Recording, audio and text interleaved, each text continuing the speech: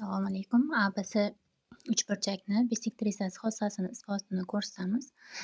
Demak, burchak BAD va burchak DAsi alfa taqsim 2 bo'ladi. Burchak A'ni alfa deb belgilab olamiz. AD berilgan uchburchakda demak A uchidan tushirilgan bisektrisa bo'lsa, BD taqsim D esa teng AB taqsim A'sini isbotlaymiz. Demak, buning uchun uchburchakni yuzasini topish formulasi, ya'ni ikkita tomon va ular orasidagi burchak bo'yicha topish formulasidan foydalanamiz. Ya'ni ikkita tomon ko'paygan ular orasida burchakni sinusi o'shani yarmi, ya'ni taqsim 2 formulasidan foydalanamiz. Demak, BAD uchburchakni yuzasini topadigan bo'lsak, BADda AB ko'paygan BD sinus beta taqsim 2 formuladan foydalanamiz. DAs uchburchakni yuzasini AB ko'paygan DS ko'paygan sinus beta taqsim 2 formuladan topamiz. Buni hozir alohida oxirida, video oxirida yana ko'rsataman. Mana shu qayerdan kelganini. Sinuslar teoremasidan keladi. Hozir ko'rsatib beraman oxirida. Demak, BAD uchburchakni yuzasi BAD mana. AB ko'paygan AD ko'paygan sinus alfa taqsim 2 BAD uchburchak deb yozilib ketgan bu yerda. DAs uchburchak. DAs uchburchakni yuzasi AC ko'paygan AD sinus alfa taqsim 2 taqsim yana 2 o'shaning yarmi. Mana shu oxiridagi S BAD yozilgan-u, BAD uchburchak yuzasi o'sha DAs uchburchakni yuzasi bu yerda xato yozilib ketgan.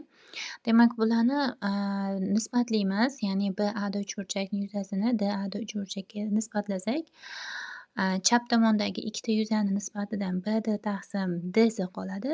O'ng tomondagi ikkita uchburchak yuzalari nisbatidan demak AB taqsim AC qoladi. Qolganlari qisqarib ketadi. Demak, mana bisektrisani asosiy xossasi, ya'ni BDni DSga nisbati teng AB taqsim AC ekanligi kelib chiqdi. Bundan tashqari biza bisektrisa AD bisektrisani BS tomonidan ajratgan kesmalari uzunliklarini ham topishimiz mumkin. Demak, bunda BD ko'paygan AC teng AB ko'paygan BS minus BD ifodadan foydalanamiz. Ya'ni DSni BS minus BD deb olishimiz mumkin. DS kesmani. Demak, bunda BD ko'paygan AC plyusdan AB teng AB ko'paygan BSga ega bo'lamiz. Va bundan BDni topadigan bo'lsak, AC plyus ABni bu tarafga bo'l o'qib o'tkazib yuborsak, BDni va undan keyin DSni BS minus BD ekanligidan DSni ham topishimiz mumkin.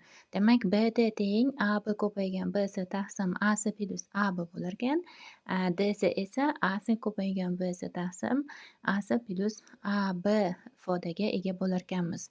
Demak, bisektrisani asosiy xossasi va bisektrisani o'sha qaysi tomonga tushgan bo'lsa, o'sha tomondan ajratgan kesmalari uzunliklarini topishni o'rgandik.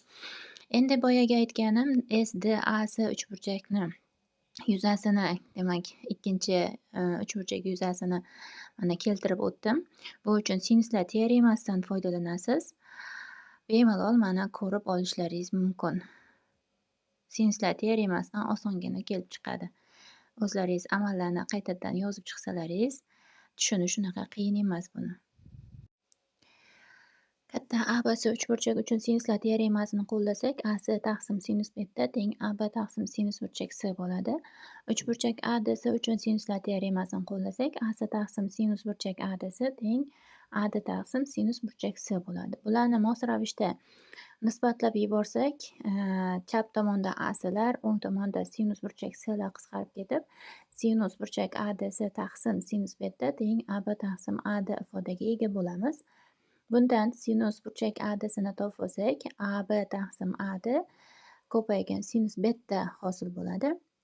Va DAs uchburchakni yuzasini 1 taqsim 2 AD ko'paygan DS ko'paygan sinus burchak ADS, ya'ni ular orasida burchakni sinusiga ko'paytmasini ifodasidan foydalansak va sinus burchak ADSni yuqoridagi topgan AB taqsim AD ko'paygan sinus beta ekanligidan foydalansak, AD bilan AD qisqarib ketadi va natijada AB ko'paygan Dsi ko'paygan sinus beta taqsim 2 degan ifodaga ega bo'lamiz.